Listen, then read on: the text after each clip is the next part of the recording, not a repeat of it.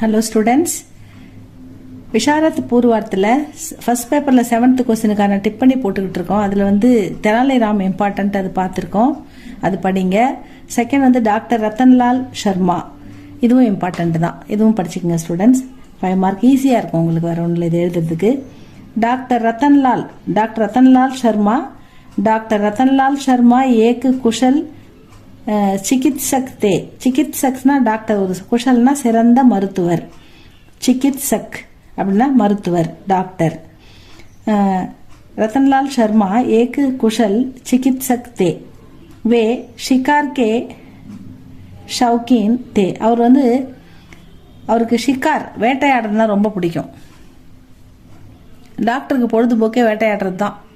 எப்பயுமே அவருக்கு டைம் கிடைச்சா காட்டுக்கு போயிட்டு ஃப்ரெண்ட்ஸோட போயிட்டு வேட்டையாடுவார், அது அவருக்கு ரொம்ப பிடிச்சமான விஷயம். ஷவுகீன் அப்படின்றாங்க, ஷவுகீன் தே ரொம்ப விருப்பமான விஷயம், விருப்பமான பொழுதுபோக்கு. அக்சர் வே अपने साथियों के साथ जंगल में शिकार खेलने चले जाते थे. அக்சர் அடிக்கடி எப்பெல்லாம் டைம் கிடைக்குதோ அப்பெல்லாம் அவர் என்ன பண்ணுவார், தன்னுடைய சாத்தியம்னா தன்னுடைய ஃப்ரெண்ட்ஸோட, சாத்தியம் கே சாத்துனா நண்பர்களுடன், ஜங்கல் காட்டுக்கு, ஜங்கல் மே ஷிகார் கேள்னே ஹண்டிங் பண்ணுறதுக்காக சலே ஜாத்தே தே போவார்.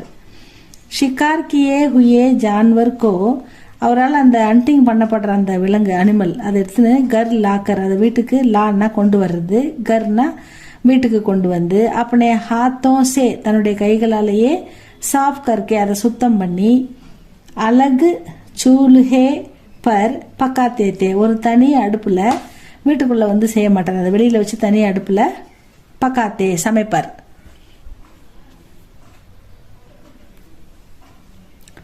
கியோங்கி ஏன் அப்படி வெளியில் வச்சு வீட்டுக்குள்ளே வைக்காமல் வெளியில் வச்சு சமைக்கிறாருன்னா, கியோங்கி ஏனென்றால் உன்கி பத்னி அவருடைய மனைவி கௌசல்யா, அவங்க வந்து சுத்த சாகாஹாரி, அவங்க சுத்த சைவம். வைஷ்ணவ் பிரம்மஹனி அதாவது பிராமண குடும்பத்தை சேர்ந்த வைஷ்ணவ பிராமணி, இவங்க வைஷ்ணவ பிராமணி, சாக்காக்காரி.